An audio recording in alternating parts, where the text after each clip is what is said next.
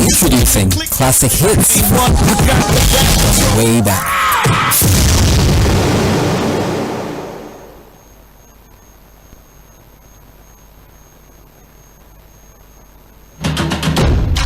Hello there, your number one sports show on radio, Sports Cruise, from 6 to 7 p.m. every weekday, only on 98.3 Mainland FM. Sports Cruise, 6 p.m. weekdays on 98.3 Mainland FM. The cruise never stops. Give me freedom, give me fire, give me reason. You are listening to Sports Cruise on 98.3 Mainland FM. The cruise never stops.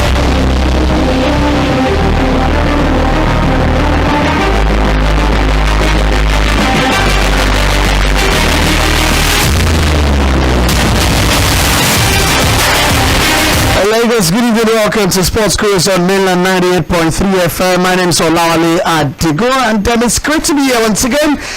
It's a lovely Thursday to talk sports, and it's been raining in some parts of Lagos. But they get a feel that the weather has been kind of confused, and rains this moment, sunny the next moment, but you have to get used to that. That's been the theme of the weather the last couple of days, and especially if you're in Lagos. Alright, Katsina United are trailing by a goal to nil to Sporting Lagos in the final group game of this one. Sporting Lagos and Katsina United already securing their passage into the semi-finals of the Super 8, and looks like the crowd, it's an appreciable number of people watching this one. I mean, courtesy Sporting Lagos, as always. Alright, talk about one of the biggest stories today. Dele Alli has been in the news, and we'll definitely talk about him. But from Wimbledon, we have an African representation in the final of the women's singles final. But before getting to details, let me give you an idea of who will be on the show this evening. Tunde is here. Opeyemi is also on the program as well, and Roland is doing some back-to-back sports cruise with us this evening. Roland, good evening. How are you this evening? Fantastic this evening. Thank you for having me here. All right, Roland, it's great to have you on the program. And Tunde is popping. It's popping at any Stadium. That's where all of my eyes are. Arsenal also keeping up right now, so keeping monitoring on different owners. I don't really care. but we also saw the D-Tigers, eventually suffer defeat. What's this thing with you and the D-Tigers? I mean, it's the Nigerian national basketball team. Oh, they lost to the Congo? Yeah, we lost 74-72. It was close. They were being whitewashed in the first quarter. They were down 14 points at some point, but they rallied back, fought back, put up the fight for a team that has not had lots of. Africa is the Chan version of basketball, so it's supposed to be for home-based players, and this for a country that does not have a league, for a team that was put together, based on just power play. Let me use that word. And we arrived hours before our first game, losing by 2 points to the defending champions DR Congo is not exactly a bad thing. It's just we have a lot to build on, we have a lot to consolidate on. If only we can just get the league working, but I'm not just playing 5-6 games to determine who represented at the Rugby Africa League or the Basketball Africa League. That's not like actual league format every year, every calendar year. So that would be fantastic to have. But I'm if we should where else is. Alright, thank you very much, Tunde Young, for your philosophical look at the D-Tigers, but they're out of the African anyways. But back to the Super 8, I think there's some correction I need to do. Sporting Lagos haven't progressed yet because Remo Stars are also in the mix. In fact, right now the live table shows that Remo Stars are second in the table. Sporting Lagos, I think, at top of that table. So plenty to still play for. 3 teams still in the mix for progression to the semi-finals of the Super 8. Opeyemi is here as well. Opeyemi, what's been your biggest sporting story today? Well, I've actually been following the interview with Dele Ali and and I guess it's really unfair though. I mean, you look at the perception of people to situations like that, but I think for me that's certainly the big deal. I mean, you look at a child that got in such a terrible experience at the age of 7, risen through the ranks, but it's a big deal. And I remember we had this conversation, I think last week or so, about what exactly does Mauricio Pochettino want to do with Dele Ali, because he said he's going to reach out to him. That's about 4 or 5 days ago. Reason and all of that. Maybe he's going to sign him at Chelsea, perhaps. I mean, a very inspirational story. That's going to be his back. It's a very big. That's going to. He said it's relevant for you. For Dele Ali. Everyone now. We'll see how it passes. I think we'll do more Dele Ali because it'd be nice to also hear from the horse's mouth. We've got some snippets from that interview with Gary Neville on the overlap, which definitely has been trending all day on social media. But also, let's get started with some tennis from Wimbledon. And after a scare in the first set, Onjabra bounced back, came from behind to level matters and bamboozled away past Arina Sabalenka, and she's won in 3 sets. She will now meet Marketa Vondrousova in Saturday's final after hard fought 6-7, 6-4, 6-3 victory over Arina Sabalenka. And for Sabalenka, if she had got to the final today, she would have been world number 1, although that would have been some very weird optics for especially the British. We know that Belarus is a key ally of Russia, and we know that the person presenting the trophy or the bowl will have probably been one of the royal family. I think it's one of the princess will have done that, and have been weird presenting that trophy to someone who the country itself and then the fans have been booing all through the tournament. So maybe poetic justice here, I don't know, but for Onjabra, she has been knocking on the door for quite a while, and it's good to see her open that door, but there's still one more order to go to me. Definitely in the form of Marketa Vondrousova. That's definitely a final that nobody could have predicted. Yes, at the start of hindsight is the best side, they say. So like now we can act like we all saw it coming and stuff. We never ever saw this coming. There's no hindsight here at all. I never saw it coming. Obviously we're waiting for us in the final. Yes. I personally, because Sabalenka is definitely my favorite female tennis player right now, for non-tennis players. but still, and so I was lucky with it, but also I didn't want to more room for the African. The fact that the first set went to a tie break. If she had lost that set, speaking of us, if she had lost that, I think she would have lost the game, because she has. She lost the first set actually. She did. She lost the first. She lost the first set. She lost the first set. I think 7-5. Apologies for that. The point I was making is she has issues with I don't want to be sound too harsh, because especially with the Dele Ali conversation we're going to have later, but mental fortitude is not the greatest compared to other elite players. She doesn't react to setbacks quite well, but like Rally pointed out, she lost the first set, but came back 6-4 and 6-3 to win and advance to the next round against Vondrousova, who also is a potential. But I was also rooting for Elena Svitolina, who was the fairy tale player of this tournament, overcome motherhood, came back just a few months ago to do the French Open Roland.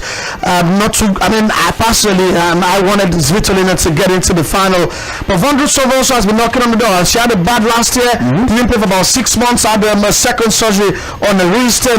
She got to a Grand Slam final, was it 2 years ago? So the French Open or so. She's also been around too, but you get a feeling that Onjabra has to be the favourites, having been there last year, losing to Robert Klina, who she beat in the quarterfinals. It doesn't beg the question, how will Jabba perform as a favourite? Because looking at pretty much every round is like maybe the quarterfinal. don't have her as favorite in any way. I think it was sort of upsetting. I think since the quarterfinals, Ons also has been on like a vengeance tour. Everyone who has beaten her, she has been trying to get back at them. Remember when Sabalenka beat her? Beat her and Wimbledon.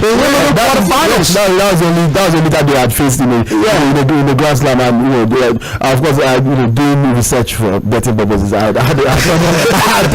thought that would play a part in putting Sabalenka ahead. All right, I will be here tomorrow, Roland. I want your quick thoughts on tomorrow's semi-finals for the men's. Novak against the Sina, and we've got Alcaraz against Medvedev.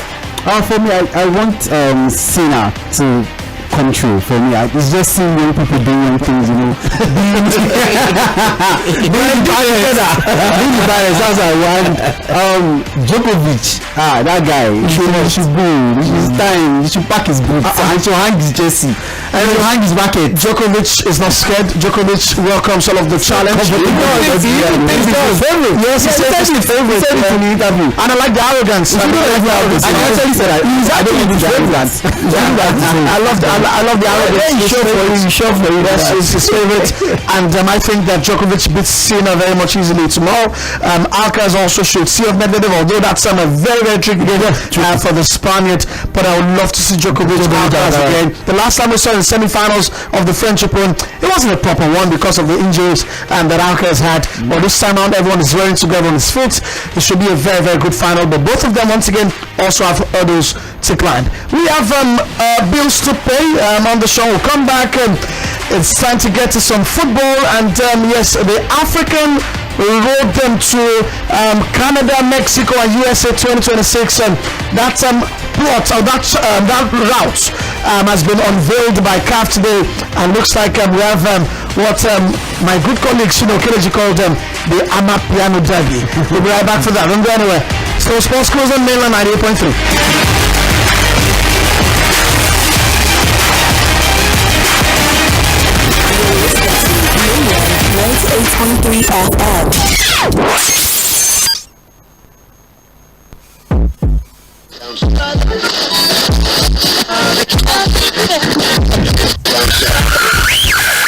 Listening to Mainland 98.3 FM.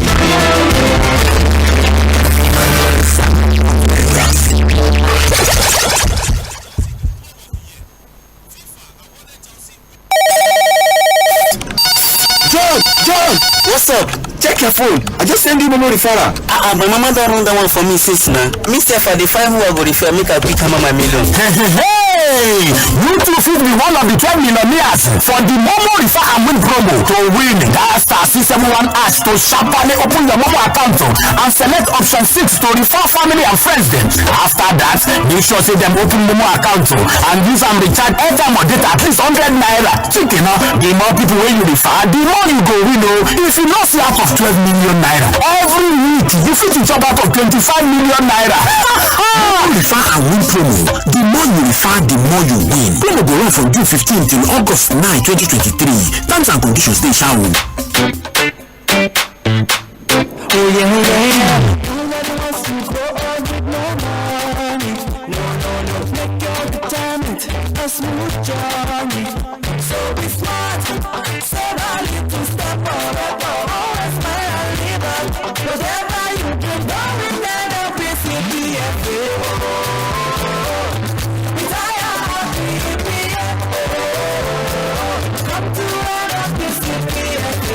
With all great returns on your contributions, we can help ease your transition to retirement when you transfer to us at NLPC PFA. Simply fill the quick form on nlpcpfa.com/account/transfer RSA to register your intentions, or connect with us on 01-448-2780.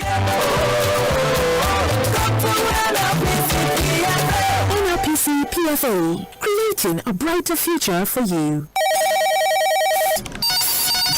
John, what's up? Check your phone. I just send you memory referral. My mama don't run that one for me since now. Me say for the 5 who I go refer, make a quick hammer my million. Hey, Hey, you too fit be one of the 12 millionaires for the Momo Refer and Win promo. To win, dial star 671 hash to sharply open your Momo account and select option 6 to refer family and friends them. After that, make sure say them open Momo account and use and recharge airtime or data at least 100 naira. Chicken, the more people when you refer, the more you go. If you not see out of 12 win, promo go run from June 15 till August 9. 2023. Few vacancies exist. If you scored one, you can change over to the Broadcast Art Institute, Lagos for National Diploma in Broadcast Journalism and Multimedia Technology. The Broadcast Art Institute is accredited by the National Board for Technical Education, NBTE, to offer national diploma programs in broadcast journalism and multimedia technology. You can visit our campus at number 38 Odofin Street, Igbobu, Ikorodu, Lagos, or call the following numbers: 0806 149 9992 or 0703 713 1166 or 0816 587 1415. John, what's up? Check your phone. I just send you Momo referral. My mama don't run that one for me since now. Me say for the 5 who I go refer, make a quick hammer my million. Hey, you too fit be one of the 12 millionaires for the Momo Refer and Win promo. To win, dial star 671 hash to sharply open your Momo account and select option 6 to refer family and friends them. After that, make sure say them open Momo account and use and recharge airtime or data at least 100 naira. Chicken, the more people when you refer, the more you go win. If you not see out of 12 million naira every week, you fit to chop out of 25 million naira. Refer and Win promo. The more you refer, the more you win. Promo go run from June 15 till August 9, 2023. Terms and conditions dey shall. The 2022-2023 Universities and Polytechnic admission is here at the Eko College of Management and Technology, Eko City. Opportunity to gain admission and bag a national diploma degree is now available in the following courses: Mass Communication and Multimedia Technology, Banking Operations, Computer Engineering, Computer Science, Science Laboratory Technology, Performing and Media Arts. If you wrote the last JAM and still seek admission, the opportunity is available at Eko College of Management and Technology to put the best in both theoretical and practical knowledge. Eko College of Management and Technology, Eko City, is approved and accredited by both the Joint Admission and Matriculation Board, JAMB, and National Board for Technical Education, NBTE. At Eko City, our lecturers bring to the class both industry and academic experience. Facilities in the school include well-equipped laboratories,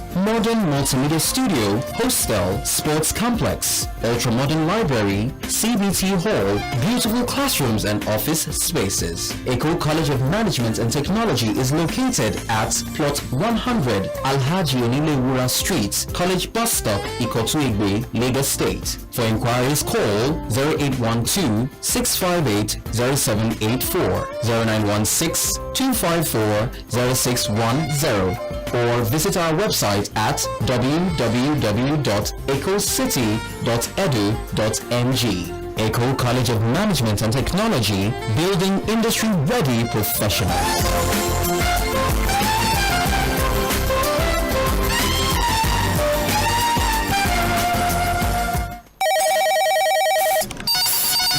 John, what's up? Check your phone. I just send you Momo referral. My mama don't run that one for me since now. Me say for the 5 who I go refer, make a quick hammer my million. Hey, you too fit be one of the 12 millionaires for the Momo Refer and Win promo. To win, dial star 671 hash to sharply open your Momo account and select option 6 to refer family and friends them. After that, make sure say them open Momo account and use and recharge airtime or data at least 100 naira. Chicken, the more people when you refer, the more you go win. If you refer, the more you win. 8.3 men. Welcome 98.3 Covert, some fantastic but again we've got Sankar, and then they have an incredible squad that can launch an assault on the title, right? Well, certainly, but for me, I would certainly want to stay on the part of patriotism, and I've said it from the day one. Yeah, however we was pointed out today, when it gets to your turn, you show where you're standing. But for me, of course, being the host nation, it's going to be very difficult to have that edge against them. But then let's look at the other teams you can actually find a way to perch on in that group. A lot of people, I totally agree with the fact that when new teams are coming into the tournament, a lot of people don't even know what's going to happen to them. But the first game is next week, Friday morning, 3:30 a.m. Well, it depends on what we get from Canada. In that group, I'm not going to say. I'm not sure if Sam Kerr is more than one player, despite the fact that she's actually one of the biggest female players in world football right now. But she's certainly not more than one player. She's probably not even as good enough as you may want to put the likes of Isaiah to show that. But yes, I'll say that anyway. Yeah, keep deceiving yourself. Yeah. I like the way you look serious. I'll say that anyway. With those words of deception. How deceptive is that? No, go on. How deceptive is that? No, right on. You can see our best face on Mainland at 2.3 FM streaming on YouTube. Just telling you, stop killing optimism. Stop killing optimism. Today, the favorites are, I didn't say much, right? From that group, the favorites are everybody from Nigeria. Obviously, I think Canada are going to. Can you just stop sitting beside me when you are talking about the Super? What do you mean that the favorite is everybody but Nigeria? How'd you go? I've said it several times that I don't even think Nigeria will pick up a point in this group, and there's difference between patriotism and delusion. There's a thing. I'm not being delusional. What do you mean by delusion? You don't buy that sentiment. Does not mean I'm. See, guys, we'll come back to Super Falcons in a moment. I just want us to focus on the two big teams in that group. That is Canada. Nigeria. Even in terms of landmass, those two countries will be together. But how strong? Who do you think is a stronger one today, Canada or Australia? Because Canada also come into this one as Olympic champions. They've got Adrian Leon. There's Jordan Utima. There's also, the ageless Christian Sinclair will also be playing in our sixth World Cup. I think Opeyemi also is doing 6 World Cups too, right? Age-wise, but it's older, right? But would Canada's Australia, would you think is stronger from Group B? I think right now it's Canada. The fact that they ranked the highest in the groups compared to Australia's 10th, not a lot of difference there. But you also coming into why does it look? You know why? You just not look surprised. I just remembered, or I just fact checked that Christian Sinclair is 40 years old actually. Yes. Wow. Yeah. Nice. So that Guinness World Record you guys are talking about, maybe by days. Maybe some days.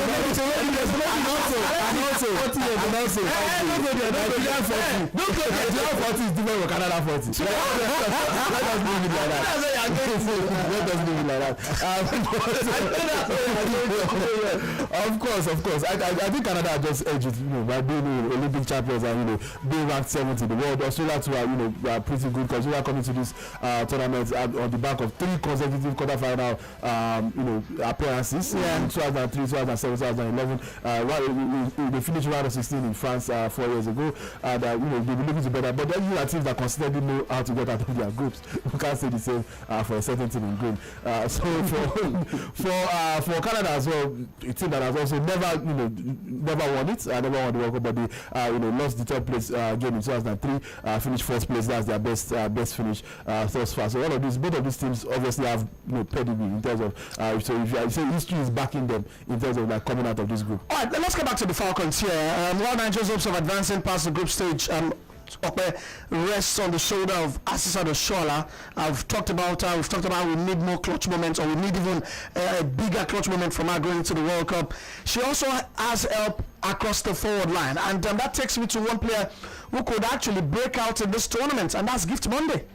Very super talented player, and it's just a testimony to the fact that they've been together for a while. Oh, she also went through Robo too. Exactly, she went through Robo FC. There's also what was her name now? The Atletico Madrid now. That's she's at Ajibade also through the same process. So I think you look at that balance. That's what I'm saying. It's not about being delusional here. It's just about.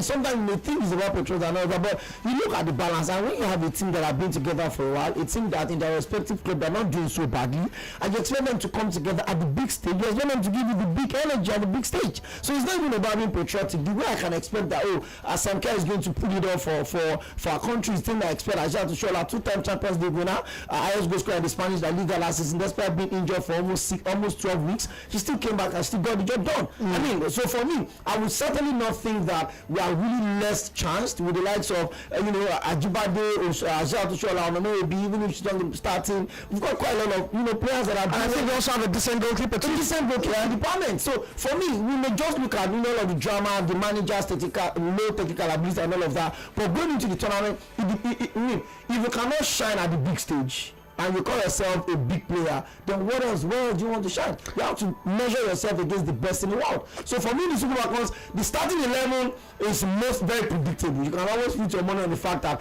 this and this and this and this. But I just hope that Randy will not play players out of their position. This time he did a lot of that at the last Women AFCON. Alright, I understand the Super Falcons will also be involved in a friendly against Queensland Football Club. When is that? This weekend? Yes, this weekend. I'll confirm the time for you to know, obviously. But I don't know what a pre-tournament friendly against a club side based in Australia is going to do. I think it's important you also play a couple of games build up to the tournament. But we've seen other teams play. We saw Zambia playing Germany and Korea. We saw so you won. So if you can't play, why can't we? That's the question. So that's an NFF problem. That's the issue. So you want to play Omo FC on the eve of the World Cup? I think you also have to understand that you've also realized that whilst teams have gotten to Australia and New Zealand, none of them have been trying to play each other because of the distance, because of how big the country is. For example, if you're leaving Sydney to go to, for example, just go to another city in New Zealand, there's another 2-hour time difference already, even because they're living around. That's how big it is. So you don't expect teams to be traveling around, why would anyone to start a team that's already in the World Cup? Why would you get? So just play clubs. You have plenty of clubs in Queensland, in regions, in Adelaide, in Sydney. Play them and get some match practice out of the FIFA Women's World Cup and that starts. Alright, another interesting story. It's a redemption story and a lot don't know about it, but it's coming from the Republic of Ireland and it concerns 33-year-old Sinead Farley, who in 2016 retired after being injured in a car crash, and she made shockwaves worldwide 3 years later when she told the story of having experienced sexual coercion and harassment when playing for Coach Paul Riley at the NWSL Scotland Thorns. She'll be making a debut for the Republic of Ireland and her first cap at the World Cup at the age of 33. So she makes her World Cup debut in this World Cup against Australia on the 22nd of July. Look forward to that one, but Roland, wrap it up for us. What do you think gets out of Group B? I think they will come out the way they are. That's A for Australia, F for Nigeria, and the Republic of Ireland. That's how they work. That is how they will come out. If it's arranged, that's how they will come out. Simple. Nice. That was well. Why did you ask Roland? The 6:30 Sports Cruise on Mail 98.3 FM. We'll get to your calls in a bit, but yes, the Amapiano Derby is one definitely to watch out for in the road to the World Cup in 2026. As CAF did the draws in Abidjan, Cote d'Ivoire today, and we have Nigeria and South Africa in that group. We'll take a look at that just in a moment. Stick around with us. See, don't want me like Suya.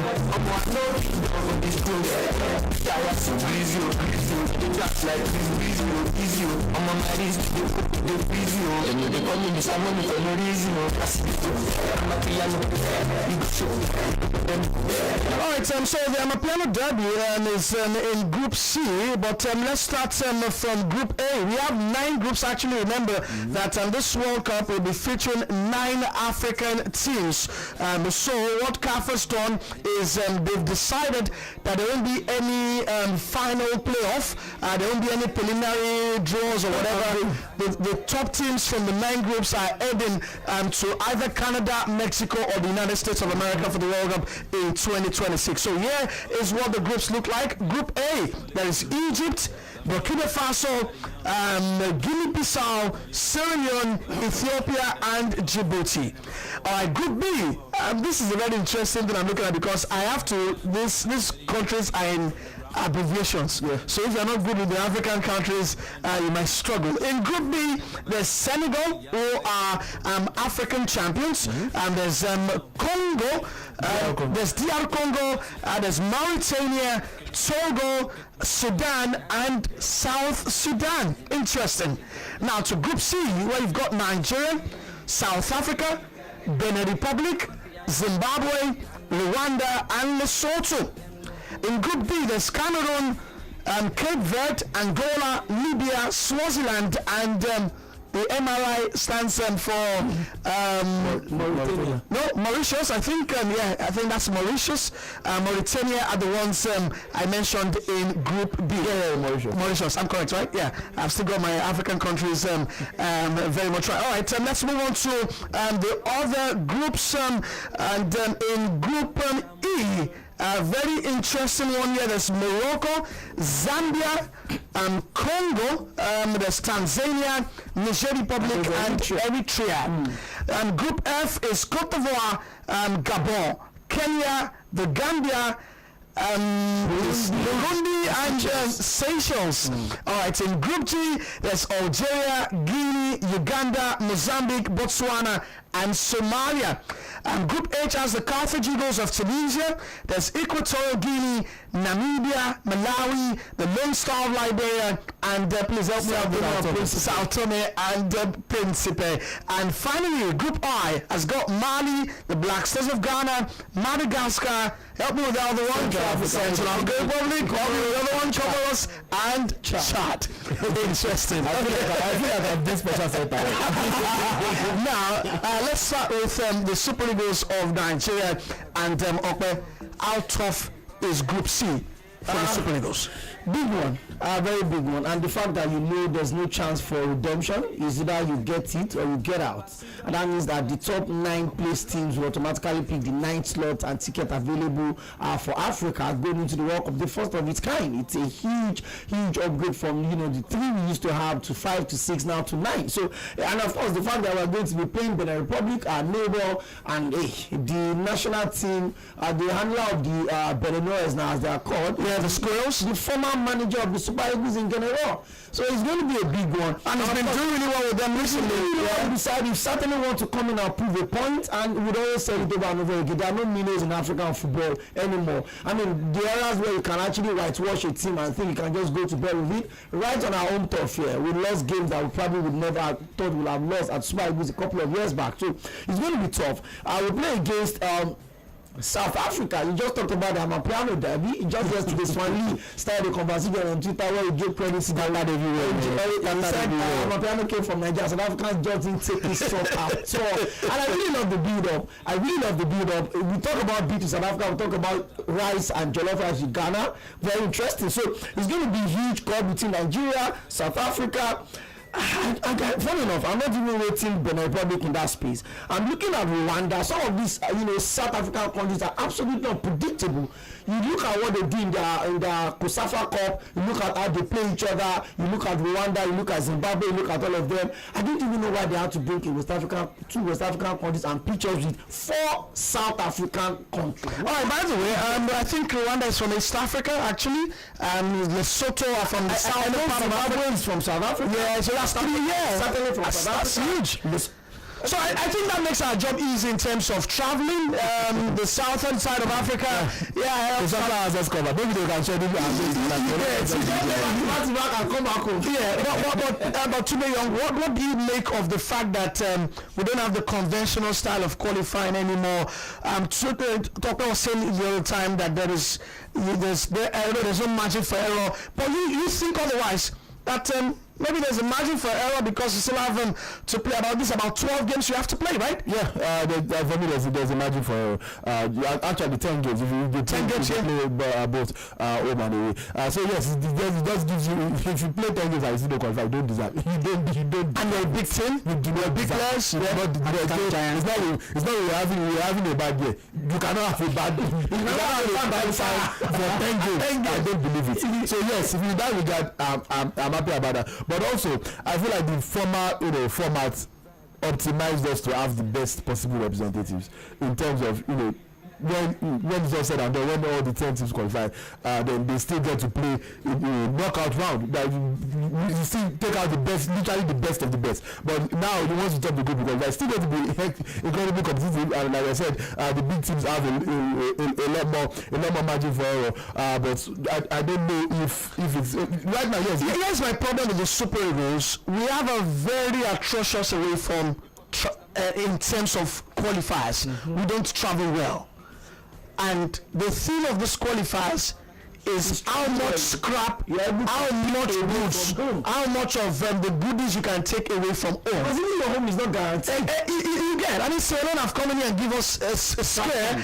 So we have to fix up our away from going to East Africa. We lost going to Central African Republic. Yeah, I mean, another interesting angle is that a lot of these teams might actually not even be playing on their own ground. If you look at the CAF qualifiers, teams have to play. I'm looking at our group. There's a likelihood that everybody will play that South Africa, maybe except for Lesotho. But you've got Rwanda, we've got something decent in Kigali over there. There is South Africa, there's Zimbabwe, Malawi, we're going to play Harare. Although Zimbabwe have been off the radar a bit, they just returned. I think FIFA just overturned their ban because of government interference, but they also want to make a statement too. Yeah. So we have to fix up our away form. But Roland, I'm sure you've taken a look at this group. Quickly before I start taking reactions to this draws, where do you think the group of death is? I mean, when draws are made, we're always looking for the group of death, we're looking for the group of life. Here on Sports Cruise, I'm asking you where the group of death is. The group of death has to be the group that has Egypt. Because honestly, Egypt, when it comes to the World Cup, I think they didn't go for the last one, so they are aching. Nigeria is aching, but there's a chance for us to go. I mean, with South Africa. South Africa is really the only people that can stop us from going for that World Cup, if you ask me. Let's take a look at Egypt's group and see what they have. There's Egypt, Burkina Faso, Guinea-Bissau, Sierra Leone, Ethiopia, Djibouti. Ethiopia are cooking really well. They play some good stuff these days. Djibouti are rebooting. They've got a decent league running over there. They're bringing in your players of foreign descent to come play for them too as well. Alex Song is playing at Atesola. Same as Samuel Akinyode is a Nigerian place over there too. But I think Egypt have got a fair chance. Burkina Faso are also a very, very good side. Remember, they almost made it to Qatar. And we saw Guinea-Bissau at the last after qualifier. So maybe I agree with Roland. Yeah, there's something to look forward to in group A. There are good teams in this group, but like I mentioned, the Mali, the group I, that's Mali, Ghana, Madagascar, Central African Republic, Comoros, and Chad. I don't want to be in that group. Yeah, you don't want to be in that group. Banana Bill. There's just people are not ready to qualify, but you will not qualify.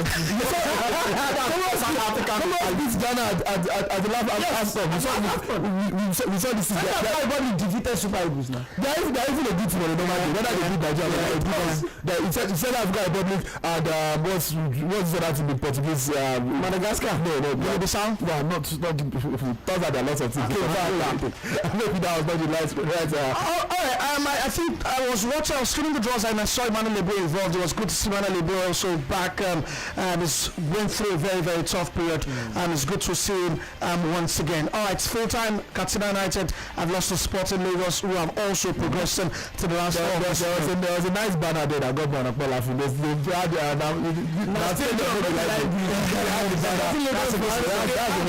a fantastic thing. Yeah, definitely. All right, let's take some calls, shall we? 091360410. You can also drop a message on 091360430. So let's get to the calls straight away. We're streaming live on Facebook and YouTube, and drop a message messages on that platform as well.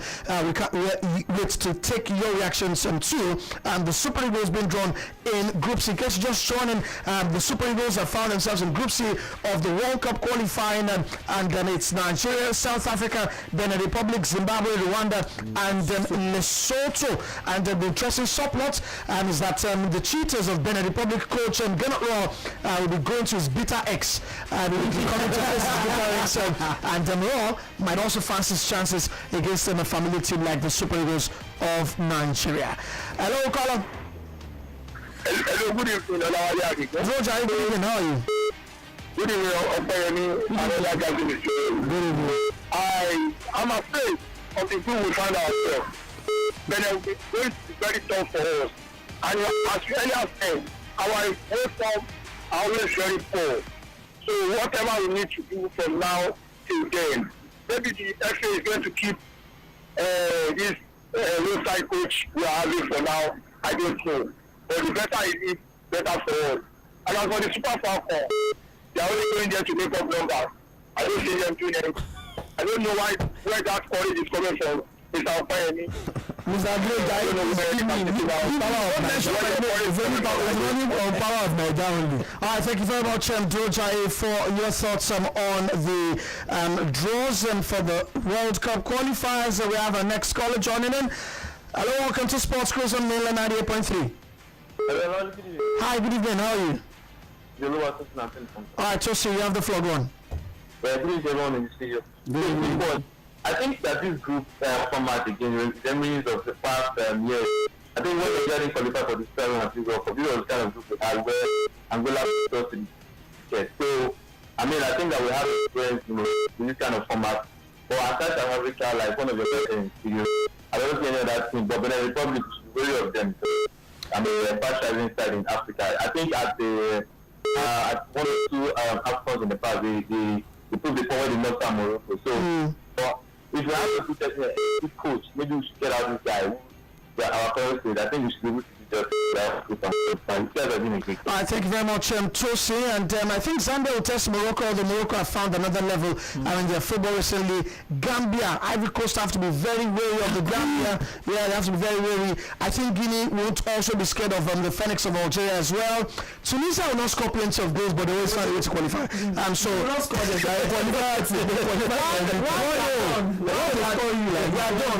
day to the captain. Hello, good evening. Hi, good evening, greatness. How are you? Great pleasure, my brother. One question, please. Who is the coach to lead Nigeria to this qualification first? There's going to be Joseph Pesare. Was at the draws.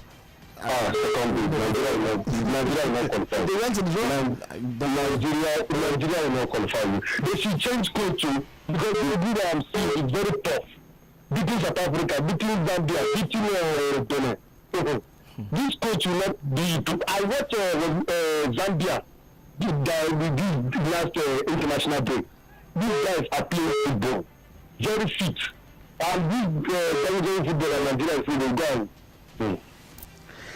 Thank you very much, greatness. Yanni Fatin also was at the draws today, and he alongside Patrice Motsepe also launched what they call not before it was referred to as the African Super League, but now it will be called the African Football League. I think Motsepe hinted towards that a couple of weeks ago. It will be a new 8-team African Football League that will be starting on the 20th of October. The announcement was made at the CAF General Assembly today. It was proposed to be 24 teams before, but now it's been scaled down drastically to 8 teams. Hello, caller, welcome. Sports Cruise. Hello, good evening, welcome to Sports Cruise. How are you? Good evening, guys. Hi, good evening. Aisha Tlora. Oh, Aisha, welcome to Sports Cruise. Good evening, Aisha. Thank you. If we don't qualify from that, we just be the team. We can't have 9 slots, and Nigeria won't make one.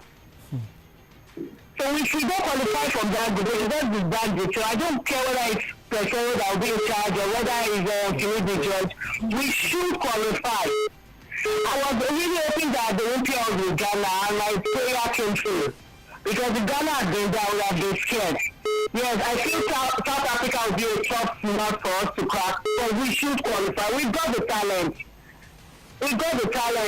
So I really expect the players know that they have to give it all their all this time around and qualify for the next World Cup.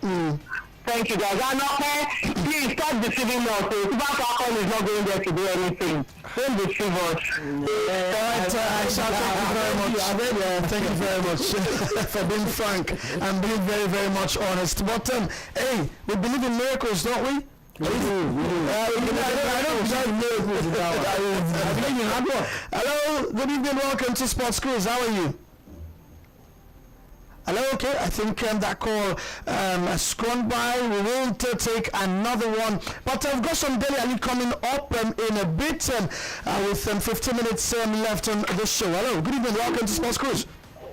Hello, good evening. Good evening to everyone in the studio. Yeah, your name and where you're calling us from?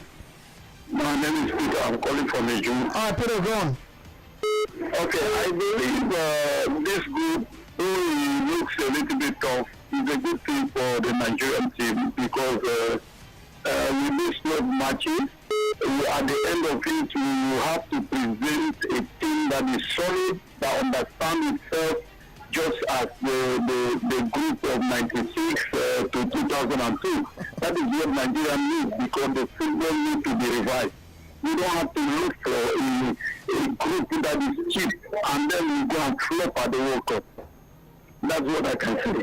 Thank you. All right, thank you very much for your thoughts. Right, I'll take one more and we'll move on and take your calls or take more later on. I think I also have some WhatsApp messages here.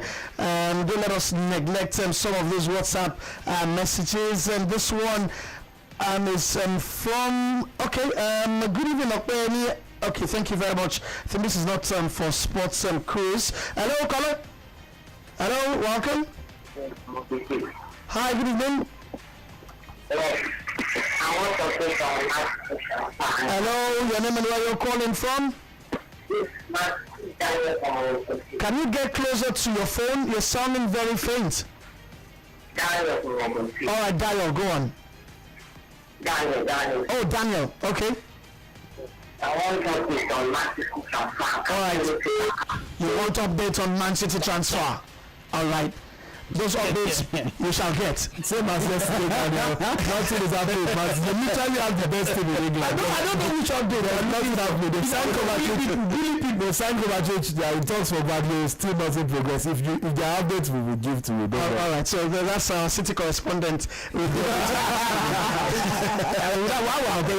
we move on, Arsenal we were currently leading against Nürnberg. One goal to Bukayo Saka's goal in the 7th minute. Still the difference between both sides. So we saw United 2-0 yesterday against Leeds United. That's now leading Nürnberg 1-0. 3 minutes to half time. All right, now let's talk about Dele Ali, who has revealed he was sexually abused at the age of 6 and was dealing drugs 2 years later, while a recent fight against a sleeping pill addiction led to a 6-week stay at a rehab clinic. Let's listen to more on Dele Ali, who had that revelation after being interviewed by Gary Neville in a very, very emotional conversation. It's hard to pinpoint one exact moment. I mean, it was probably the saddest moment for me was when Mourinho was manager. I think I was 24, and I remember there was one session, like one morning I woke up, I had to go training. This is when he'd stopped playing me, and I was in a bad place, and I remember just looking in the mirror. I mean, it sounds dramatic, but I was literally staring in the mirror, and I was asking if I could retire now at 24, doing the thing I love. For me, that was heartbreaking. To even have had that thought at 24 to want to retire, that hurt me a lot. That was another thing that I had to carry. I mean, that's quite a long time ago, isn't it? It's like 3-4 years ago, and you've been carrying this.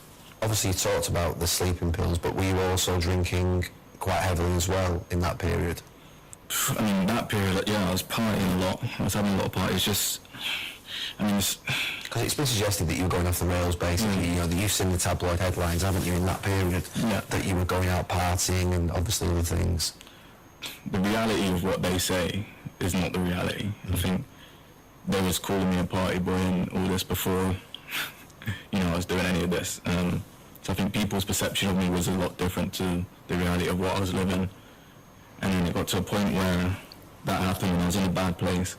A lot of things had built up. I think, we all have emotions and we think the best thing to do sometimes is to just stuff them down and hide them and lock them away. But over time they just build up and it gets to a point where we're human and it breaks and it all comes out. And I turn to all the wrong things. Like, I don't blame Mourinho, I don't blame anyone, you know. My reaction to that wasn't right, but it wasn't something I had control over. It was my reality of when I was younger, the traumas I had, the things I've dealt with throughout my life, and it all just came out. And I'm grateful that it happened at that time, because it could have been a time when I didn't feel and I couldn't find a purpose for myself. I couldn't remember the why I've done it, why I'm here, why I'm doing this. So with football, and not just football, just being young, wanting to live the life that I want to live after this, and when it's done, when football's done, that gave me something extra to hold on to and another reason why I need to stop. So I want to make it clear that I don't blame anyone for the way I feel.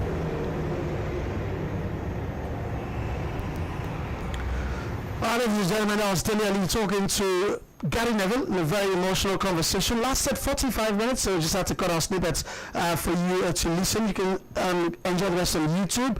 But actually, what caught me, before I come to you guys, what caught me about this conversation when I saw it was go way back to 2021. And what happened in 2021? I came across a very interesting article in 2021, and I don't know who writes the script, but his name is I think Mike Phoenix. That's his name. I'm trying to get his name once again. Yeah, Mike Phoenix. Mike Phoenix used to play for Barnsley. Lee Johnson used to be the coach then, you know, in 2021. And Mike Phoenix came on with instructions to Mark Guess-who. Dele Alli was at MK Dons. It's a long time ago. Now, Mike Phoenix in 2021 was also talking about the story with sleeping pills addiction. But guess what? He was chasing Dele Alli, who in years was also going to talk about a story with addiction. Very, very surreal moment when I saw this interview. My mind just went to Mike Phoenix. Straight up, Phoenix struggled with addiction for a lot of time. He was sleepwalking, almost lost his career at a point in time. But let's focus on Dele Alli here. And guys, what did you take from the conversation?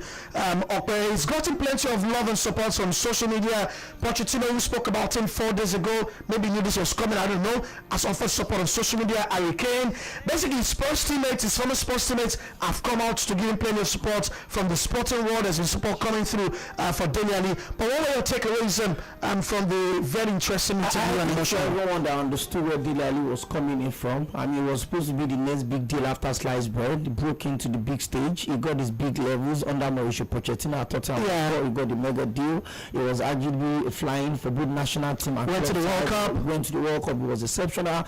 And then the dip came through. I moved over to Everton, moved over to the Turkish league, if I'm not mistaken. He had issues. Bekishta exactly come back drunk. He misses training session. There were allegations that he was overweight. He was doing that. Sometimes he doesn't even disclose his location. A lot of people just felt his whole decline was not normal. And then the whole conversation around the fact that maybe his father placed the curse on him. You know, in this part of the world, we can be very good on the way with some of our thoughts. But now it's come out. And one of the things that helps you to heal whatever you're going through is finding someone to speak with. And I like the fact that he said it, that he didn't come to say this conversation because he wanted public sympathy, and he didn't blame any of the clubs he played. He talked about the fact that Everton gave him 100% support when he went into rehab, and he feels like he's in the best place he's ever been right now. That's why I feel at 24, he's in 26 rather, his career could still pick up. He truly is healing, and like I said, all of the love that he's getting right now, all of the sympathy he's getting will help him to understand the fact that, and a lot of people would come out, whether we like it or not, mental toughness is not something you buy on the street of UK or you see on the street of Lagos. It's something you need to give yourself, and speaking out against some of these things that you're going through. Imagine being molested by your mother's friend at the age of 7. It's a crazy process. Imagine, having to get to settle for drugs, sell drugs, do all of this at the age of 11, at the age of 15, to the point that you're thinking of retiring at the age of 24, when some people's career are just starting, especially if it is Nigeria's 24. Remind me of certain Julius Agawa some years back. He was a police officer, and he put that under 20 World Cup. Tunde, I know that mental health it deserves greater attention, even in this side of the world, deserves greater attention. But why do I feel that this interview that broke early today on the overlap, is just throwing to us some PR angle in here. I'm just saying. I mean, it's a thought. I think that the story is going through the mental health focused route. I mean, there could have been another angle to take a look at this conversation. I mean, angles where Jose Mourinho was challenging Dele Alli was not putting anything about. Although he said in the interview that, I mean, a few moments later, a day later, Jose apologized because he saw him putting in the wrong. The documentary just didn't cover that part. But I just feel like it's a convenient angle in which we're approaching on the media. Because see, there can be selective amnesia here. I remember when Ronaldo lost his baby. Ronaldo lost his baby and didn't get any public sympathy from the media. He did. No, he never got one. In fact, United fans were saying, why hasn't he reported to camp? I remember the fact that I was saying that for every player now that performs badly, we should examine them from the mental health point of view. There are two things. Have you considered Maguire's mental health? That's when we criticize every time. I don't want to be insensitive with this, and I don't also want us to. I also don't want to be insensitive. I don't want to be. So I want to separate it. Dele Alli's career is going bad because he did not have the fundamental skills of a midfielder, which is like his best skills are off the ball and whatnot. Obviously the fallout from his career not going as well as he want, or hitting insane heights at 22, 23, and then at 24 we are considering retirement. Yes, that's where the issue of his mental health now comes in, and the fact that lots of people have rightly so, because that's just the job. If someone was doing that is no longer doing it, you could. They enjoyed a very fantastic response to challenge for the Premier League title. So lots of people have criticized, and there's a narrative about Jose Mourinho's part in it, and even though the player himself said he's not blaming Mourinho, of course people have gone on to even though the fact that when Mourinho came in November 2019, he started Dele Alli for literally the next 14 Premier League games. He started Dele Alli in his first 14 Premier League games as Tottenham Hotspur manager. He started in his 17 games, that's half season. So like this is not a Jose Mourinho vendetta against one player. He's not responsible for his mental health. Obviously, when we have more time tomorrow, we'll discuss. Yeah, we'll discuss it. But I need to also put it out there that in professional football, especially at the highest level, players use a lot of sleeping pills. Diazepam, there is temazepam, there's lorazepam. They use it a lot because of anxiety, because of the long distance they travel. They need sleep. But if sleep doesn't come, they have to induce it, and they use these things, and it becomes a habit, and they always get addicted to it. All right, let's sign out with a couple of comments from Tunde. We have comments on YouTube. Olawale says, good job, Olawale. Please, apart from 98.3, which other channels can I follow you at the time the program starts? One is here Monday to Thursday, and Saturday on Sports Cruise and Saturday Sports Cruise. Jageda Benjamin also says, good evening, Waleski, Opeyemi, and Tunde Tinara and others. That was the Roland Garros. Just once Dele Alli, then don't start. So we'll talk about that tomorrow. All right, he only says he wants to speak to him and talk to him, not that he wants to bring him to Chelsea. Anyways, he's resumed pre-season very much early at Everton. We understand Sean Dyche is going to give him a fair chance to impress and hopefully make the cut this season for the Toffees in the Premier League. That's the show this evening. Thank you very much for joining us. We have to go. We still have plenty, but I think we'll spill it over to tomorrow with Tunde and Opey on the show. Roland, thanks for also rolling through on the show, and we'll see you tomorrow, but I'll see you hopefully when I see you. To have a lovely evening. Bye-bye.